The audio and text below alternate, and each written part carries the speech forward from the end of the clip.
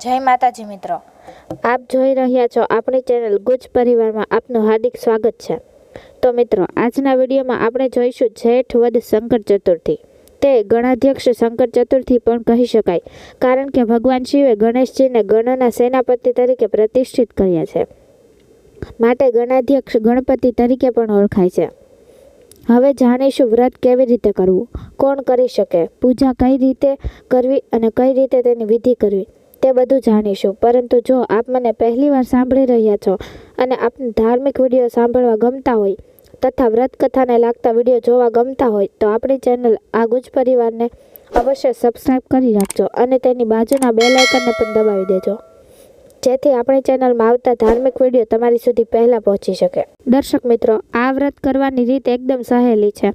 આ વ્રત જેઠ વદ ચોથના દિવસે કરવાનું હોય છે। આ વ્રત પુરુષો તથા સૌભાગ્યવતી સ્ત્રીઓ અથવા કુંવારિકાઓ પણ કરી શકે છે।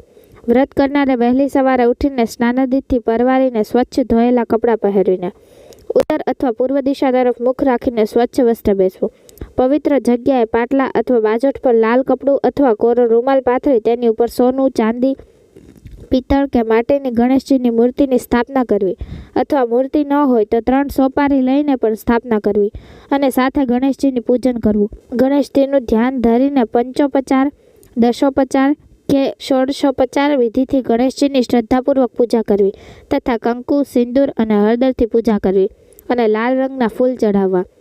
તો દર્શક મિત્રો, હવે આપણે આ વ્રતની કથા સાંભળશું। ઘણા સમય પહેલા એટલે કે સતયુગમાં એક પૃથુ કરીને રાજા થઈ ગયો। એ ધાર્મિક, પ્રજાપાલક, દયાળુ, સેવાભાવી અને ઉદાર સ્વભાવનો રાજા હતો। તેના રાજ્યમાં દયાદેવ નામનો એક બ્રાહ્મણ રહેતો હતો। તેને 4 દીકરા હતા। તે વેદોમાં પૂરા વિદ્વાન હતા। દયાદેવ બ્રાહ્મણે 4 દીકરાઓને હોશે હોશે પરણાવી દીધા। એમાંથી સૌથી મોટી વહુએ તેની સાસુને કહ્યું, હે સાસુમાં, હું નાનપણથી જ ગણપતિની ભક્ત છું। હું દરેક મહિનાની વદ ચોથ એટલે કે ગણેશ સંકટ ચતુર્થીનું વ્રત કરું છું, માટે આપ મને અહીં વ્રત કરવાની રજા આપો। મોટી વહુની વાત સાંભળીને એના સસરાએ કહ્યું, વહુ બેટા, તું બધી વહુઓમાં સૌથી મોટી અને શ્રેષ્ઠ છે। તને કોઈ પણ પ્રકારની તકલીફ નથી અને ના તો તું ભિખારણ છો, માટે વહુ બેટા, તું આ વ્રત કરવા માટે આટલી શાની થનગની છે? અત્યારે તારી ઉંમર ખાવા પીવાની, આનંદ પ્રમોદ કરવાની છે, નહીં કે ઉપવાસો કરીને શરીરને દુબળું કરવાની। આ ગણપતિ કોણ છે? એની તારે શું જરૂર છે? સસરાના કહેવાથી મોટી વહુએ ગણેશ સંકટ ચતુર્થીની વ્રત કર્યું નહીં। થોડા સમય પછી મોટી વહુ ગર્ભવતી થઈ અને 9 મહિના પૂરા થતાં એક દીકરાને જન્મ આપ્યો। તેની સાસુ તેને વારંવાર વ્રત નહીં કરવા માટે ના પાડતી હતી અને વ્રત નહીં કરવા માટે તેને લાચાર કરી મૂકતી હતી।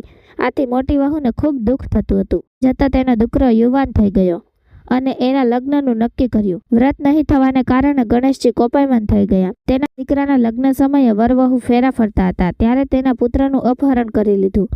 આ અણધારી ઘટનાથી લોકોમાં હાહાકાર મચી ગયો। લગ્ન મંડપમાં ચારે બાજુ નાસ ભાગ મચી ગઈ। બધા દુઃખી થઈ ગયા અને કહેવા લાગ્યા, અરે રે, અચાનક આ વરરાજા ક્યાં ગાયબ થઈ ગયા? હજુ તો 2 ફેરા ફરવાના બાકી છે। જાનૈયાઓ પાસેથી આવા સમાચાર મળતા જ તેની માતા રડવા લાગી, કાળો વલોપાત કરવા લાગી। મોટી વહુ સસરા દયાદેવને કહેવા લાગી, હે પિતાજી, આપે મારું ગણેશ સંકટ ચતુર્થીનું વ્રત છોડાવી દીધું, એના કારણે જ ગણપતિ કોપાયમાન થયા છે। ગણપતિજીએ જ મારા પુત્રને ક્યાંક અલપ કરી દીધો છે।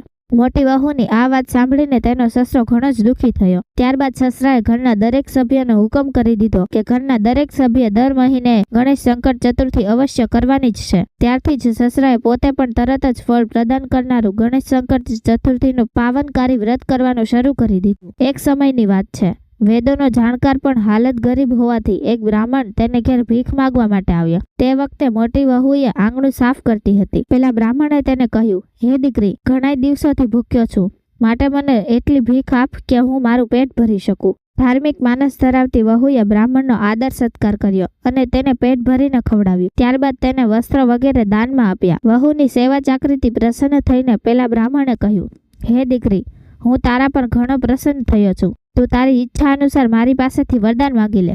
હું બ્રાહ્મણના વેશમાં સ્વયં ગણેશજી છું। મને તારી શ્રદ્ધા અને ભક્તિભાવ પર પૂરો વિશ્વાસ છે। મારે તારી પરીક્ષા લેવા માટે આવું રૂપ ધારણ કરવું પડ્યું છે। બ્રાહ્મણની વાત સાંભળીને પુત્રવધુ હાથ જોડી નમન કરીને કહેવા લાગી, હે વિઘ્ન વિનાયક, જો આપ મારા પર ખરેખર પ્રસન્ન થયા જ છો તો મને મારો પતિ પાછો આપો। એ સમયે સોમ શર્મા નામનો બ્રાહ્મણ દયાદેવના પુત્રને લઈને નગરમાં આવ્યો. દયાદેવનું સરનામું પૂછતો પૂછતો તેના ઘેર આવી ગયો. તેના પુત્રને જોઈને દયાદેવ રાજી થઈ ગયો. પુત્રની માતાને અનેરો આનંદ થયો. હરખની મારી ગાંડા જેવી થઈ ગઈ. તમામ નગરજનો પણ ઘણા ખુશ થઈ ગયા. તેની માતાએ પુત્રને ગળે લગાડ્યો અને કહેવા લાગી, ગણપતિની કૃપા દ્રષ્ટિથી જ મારા પુત્રને પાછો મેળવ્યો છે. દયાદેવ તો ગણપતિજીનો ઉપકાર માનતા વારંવાર નમન કરતા કહેવા લાગ્યા, હે બ્રાહ્મણ શ્રેષ્ઠ, આપનો માનું એટલો ઉપકાર ઓછો જ છે. આપના પ્રતાપે જ મારા પુત્ર મને સહી સલામત પાછો મળ્યો છે.